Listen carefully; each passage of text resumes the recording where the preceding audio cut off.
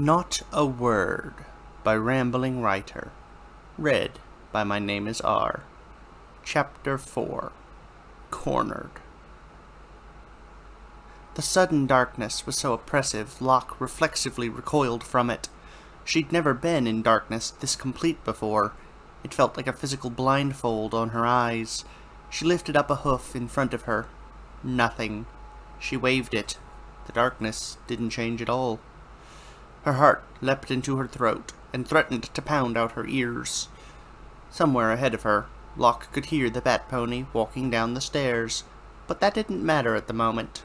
She began turning in place and reached out blindly, batting at the air. "Hey!" she hissed. "Where?" She almost jumped out of her skin when the unicorn lightly hit her on the back. I'm here." "Light," whispered Locke. "We need light, now." A small orb of light flared to life at the end of the unicorn's horn, throwing long shadows around the room. It was barely enough to see the immediate area, but it was enough to... Twang! A crossbow bolt flew through the shelves between them, burrowing into a barrel and sticking. Locke yelped and glanced into the dark where it had come from. She couldn't see the Bat Pony, but the Bat Pony could see them. "No more light," snapped Locke, and they were plunged back into solid darkness, struggling to find something, anything, to do to feel secure. Locke flicked her tail in the unicorn's face. "My tail," she whispered. "Bite it, or wrap it around your hoof, or I don't care what. Just find a way to stay close to..." Chirp!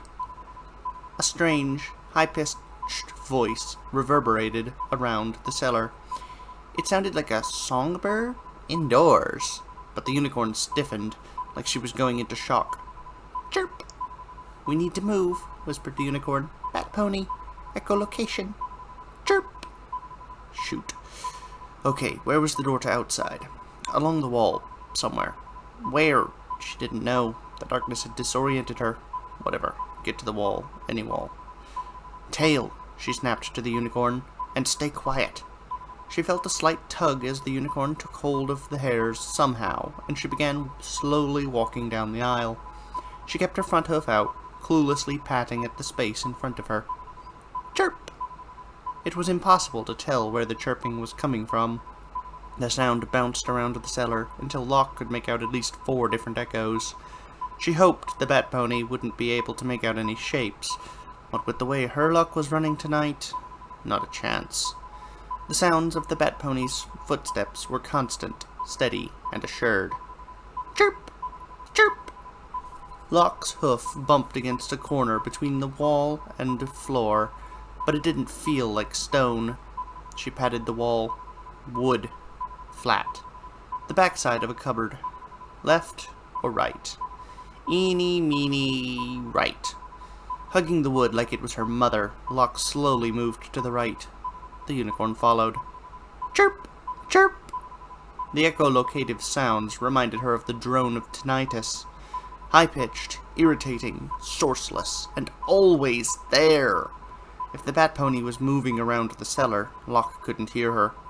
She reached the corner of the cabinet, and the security of the wall turned away from her.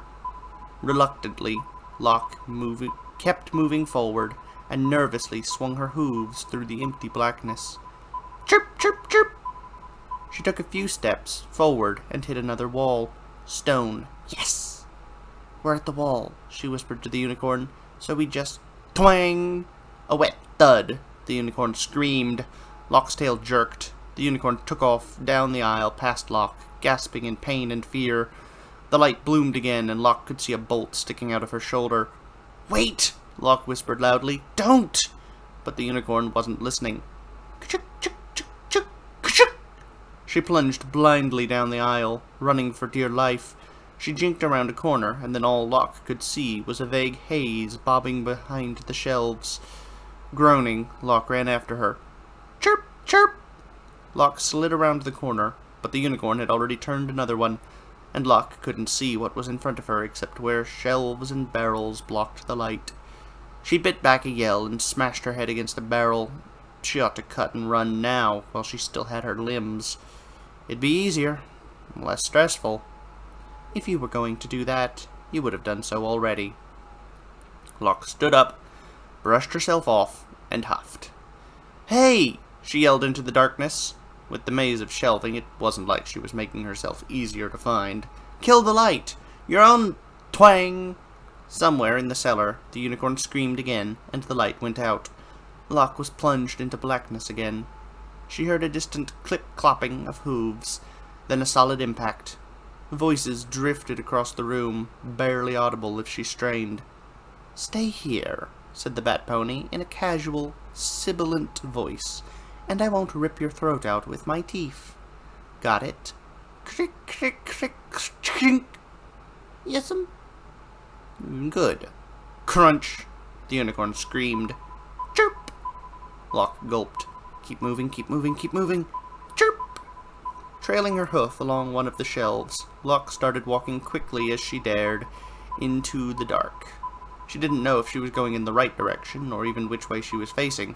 She just knew she was headed away from the Bat Pony. Maybe. She heard another set of hoofsteps, but the echoes of the cellar made it impossible to tell where they were coming from.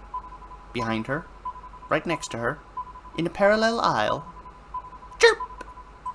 With every step she heard, Locke's heartbeat increased. Soon she was sweating. She instinctively glanced over her shoulder to try and get a look when she was confronted with solid black. All the while, footsteps got closer and closer, and the chirps got louder and louder. "Think! Think!" she screamed at herself. "There's gotta be something you can do!" Chirp! Chirp! Okay, what did she know about echolocation? Not much. An animal made a sound, it bounced off objects, and they somehow knew where the object looked like, based on the echo. And that was it. Except, hold on. Chirp! Chirp! What if they couldn't hear the echo? Locke felt the thing she was leaning against. A barrel. A big wooden one. A cask? She couldn't remember the terminology. She lightly shoved it. Something sloshed inside. Knowing she was probably wasting several centuries' worth of work, and taking a petty glee in it, Locke punched a hole through the end, near the bottom. Chirp! Chirp! Chirp! Wine resistance prevented her from making much of a hole, even with her Earth Pony's strength. But it was enough. Wine began audibly pouring out onto the cellar floor, just loud enough to be distracting, but not pouring out fast enough to be done in seconds. Perfect. Twang! On pure reflex, Locke ducked. The bolt whistled overhead, close enough to ruffle her mane. It embedded itself in the barrel she'd just opened. Crick, crick, crick. It was coming from behind her, and close, within a few yards at most. Locke turned and lunged at the sound. She slammed awkwardly into a wine rack between her and it. It rattled alarmingly, and several bottles fell off, but she didn't break through. Pain shot through her legs. Crick! Chirp! Twang! A bolt zipped through one of the holes on the rack, impaling Locke through a front hoof. She screamed a curse, overbalanced, and toppled back. She landed on her rump in a puddle of wine. Her head banged against a barrel. Chirp! Hearing the sound again was like a shock to Locke's system. She awkwardly punched over her shoulder with her good hoof, once, twice, thrice. The third time broke through. Wine began audibly dropping from the barrel onto her shoulder. She rolled onto her belly and, staying low, crawled through the growing puddle. She laid her leg of her pierced hoof flat across the floor to keep the weight off her hoof. Chirp! Chirp! There was something different about the chirp. Maybe it was slightly louder, slightly more insistent? Locke hoped that meant her stupid plan was working. She passed another barrel, broke it. More drips, more noise. She felt like an olive getting dunked in wine. The place was beginning to reek. A simple alcohol overpowered the scents of the different wines. Chirp! Chirp! Chirp! Another barrel. Smash. Locke knew the quality of the sound had changed, but she still couldn't say how. It was more frequent. Was the Bat Pony having trouble hearing the echo? Another barrel. Smash. Her coat was soaked through. Locke kept crawling. Chirp, chirp, crick, chirp, chirp, crick, chirp, chirp. She chomped her tongue and imagined she tasted blood as her muzzle banged against the stone wall. Praying for a moment's reprieve, she bit down on the arrowhead sticking out of her hoof and snapped it off. She tossed it aside and turned her hoof over. As she bit on the shaft, the arrowhead clinked loudly on the floor. Twang! Her teeth on the wood, Locke froze, but she felt nothing, and heard nothing except dripping wine through the bolt clattering against the wall several yards to one side, where she'd thrown the arrowhead. She allowed herself a grin. The bat pony didn't know where she was, so her echolocation must not be working right. Chirp, chirp, chirp! Locke restrained a scream as she pulled the arrow from her hoof. She put weight on it. It hurt a lot less than she'd expected. Adrenaline, probably. At least she could use it. Leaning against the wall for support, she limped through the dark. Chirp, chirp! She reached across the aisle, felt a rack of barrels, and punched one, half in the hopes the sound would keep disorienting the bat pony, half out of frustration. More drips. By now, the room sounded like a cave, with dripping coming from every direction. If she hadn't had her hoof on the stone wall, Locke would have lost her way in moments. Chirp! Chirp! Suddenly, Locke felt the wall take a corner away from her. She moved her hoof down the joint and patted the floor. At first, she felt nothing but concrete. She moved her hoof forward a little and bumped against the wall. She felt up. It wasn't a wall, it was a step. The exit. Chirp! Chirp! Chirp! Locke slid her hoof up and down the wall, searching for the light switch. Exits always had light switches next to them, right?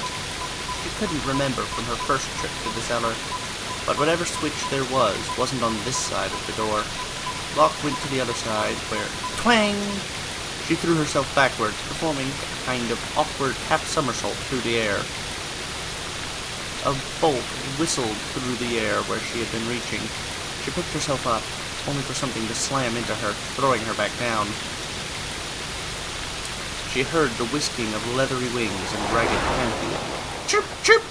On her back, blind, her head swimming, the world spinning about her, Locke's addled mind tried to make sense of what had happened. She realized she'd been found and kicked out. One of her hooves hit the shin of the unseen bat pony, who grunted in surprise. Locke rolled over and lashed out again. Something wooden cracked, and she heard its strings snap. The bat pony yelped and cursed. Locke heard a few splashes as her opponent backed away. Chirp! Chirp! She charged awkwardly in the direction of the sound, but the bat pony batted her aside, and Locke plowed into a wine rack. Locke gasped, then grabbed a wine bottle, spun around, and swung it through the darkness. It hit something and shattered. The bat pony screamed. Locke tried to push herself to one side, but the bat pony was on top of her in an instant. Chirp! Chirp! Locke landed on her back and instinctively threw up a leg to protect her face. The bat pony's fangs sank into it and pushed it to her chest. With all her might, Locke struck blindly at where she thought the foe's head would be. Something cracked audibly and broke beneath her hoof. The bat pony twitched and grunted. Locke struck again. Crunch! And again. Crunch! The bat pony wheezed and went limp. Locke threw the body, unconscious or dead, she didn't know and wasn't sure she wanted to, off herself and scooted away from it. She splashed through the wine, and small waves added to her own splashes from the drips of the barrels. Eventually, Locke stopped moving.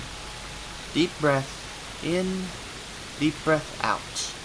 Deep breath in, deep breath out. She twisted her ears around, listening. Nothing. Nothing unusual, anyway. She could still hear the dripping of the wine barrels and the sobbing breaths of the unicorn. "Hey!" Locke yelled. "Uni! You alive?" "Yes!" gasped the unicorn. But one of my hooves is broken, and the bat pony put a nullifier ring on me, and I'll come to you. Give me a sec." First, Locke climbed to the stairs. Given everything that had happened over the last 15 minutes? Only 15 minutes? Wow. She wanted her exit to be open. The door gave way with a solid shudder and opened into the Canterlot night, later than Locke had been expecting. The moon hung just above the skyline, and stars winked in the sky. It was so peaceful out here. Locke took a deep breath of fresh air before heading back into the cellar. Locke felt at the space of wall next to the door that she hadn't explored yet. She found a panel, and found a switch on that panel, and that switch, indeed, controlled the lights. Locke blinked and squinted against the sudden brightness. Had her eyes adjusted to darkness that quickly? Avoiding looking at the bat pony, she pulled herself to the top of a shelf and peered through the aisles, looking for... The door to the rest of the house opened up. 3 or 4 ponies streamed in. "Dephilia," one called. "Did you get them? You said you would." Locke silently swore, dropped back to the floor, and pressed herself to the wall against the staircase. She was never going to get a string of good luck. Never. Was this her karma? She tried to do one good thing rather than another plain theft, and all the bad mojo she'd gathered came back to her. That really wasn't fair. It wasn't even affecting her. It was mostly going after the unicorn. Locke could have just cut and run. Could still cut and run. And end her own suffering. "Dephilia? Dephilia!" All she had to do was leave an innocent pony to her fate. "She said they were in here. Find her and find them." With a deep breath and a pounding heart, Locke peered through the shelves again. Maybe, if the other ponies hadn't found the unicorn yet, there was still a chance. I think I see one! Yeah, it's the sacrifice! She's still breathing!" No chances. If she continued her rescue mission, she was dead. Praying they'd be too focused on the unicorn to notice her, Locke scampered up the staircase, nudged the door open, and crawled out onto the grass. The cool wind in her face felt like it came from heaven. She was finally out. "Hey!" wailed the unicorn. "Hey! Earth pony! Thief! Where..." "You shut it. Thud. We'll find her." "No! Please!" The unicorn was sobbing. "Please! Just let..." Thud. A scream. "I said shut it!" Locke forced herself to close the cellar doors. They didn't block out everything. Another gust of wind. It felt colder, somehow. Locke collapsed to the grass and simply lay there. For all she knew, the ponies would be coming out of the cellar any second, but she didn't care. She was sopping wet. She stank of alcohol. She ached all over. The wind was chilling her to the bone. She was bleeding in multiple places. Her heart wouldn't slow down. She was short of breath. Most of her tools were destroyed. Her head was pounding. One of her hooves had been stabbed through. She'd lost the unicorn. And she was just so tired. The stars winked down at her, taunting her with the peaceful, blissful night she could have had if she'd just not tried to be the hero. She wanted nothing more than to run home and crawl into bed. Sticky sheets be damned. But she knew she wouldn't be able to sleep. Not while the unicorn was still in there. As you shouldn't. But who was she kidding? She was a thief. A coward. She couldn't do this. You're still alive. So is she. What did that matter? You can still try to save her. They'd be on the alert. They're still confused about what happened. If you think fast, you can take advantage of that. As she lay there, staring up at the stars, she considered arguing with her conscience some more. But her mind was already made up. This was a delaying tactic more than anything. The second she'd stopped arguing, she'd have to go back inside the mostly unfamiliar house inhabited and staffed by ponies perfectly willing to kill her and bury her body in the back garden. It wasn't exactly the sort of thing that was pleasing to the mind. Not like money, or jewels, or loot, or... If you wanted a risk-free life, you wouldn't be a burglar. That was true, Locke had to admit. Still. Finally, Locke groaned, got to her hooves, and stared at the streets beyond the fence. Still empty. No pony to yell at for help. The rich socialites that populated this borough wouldn't be on the streets at this time. They'd be at their destinations already, drawn like moths to a flame. That was even assuming they believed her in the first place. She looked like a particularly beaten-up bum, and would be lucky for them to take her seriously. so she couldn't even go banging on doors for help. Locke glared at one of the flickering street lamps. The one time she would have given anything for some pony to see her and call the guard, and... Locke stared at the lamp. Moths to a flame. An idea sprang into her mind. It was so stupid, so risky, so audacious, that Locke almost threw it out immediately. But she turned it over, poked it, mulled it over. She ironed out some of the more blatant kinks, turned it over again. That might work, actually. She kept thinking. The focus on what had come into her head slowly pushed away her aches and pains until they slowed her no more than the weight of her saddlebags. They were there, but they didn't really seem all that important, and wouldn't affect her much. Once she'd settled on a vague course of action, Locke trotted to the outer gate to buy time, as she thought it through more deeply. If this all went as planned... yeah, right. She'd want it open once she came out of the mansion. If she followed through on the idiotic improvisation masquerading as a plan, she'd only have one shot at this anyway. At least it'd be over, one way or another.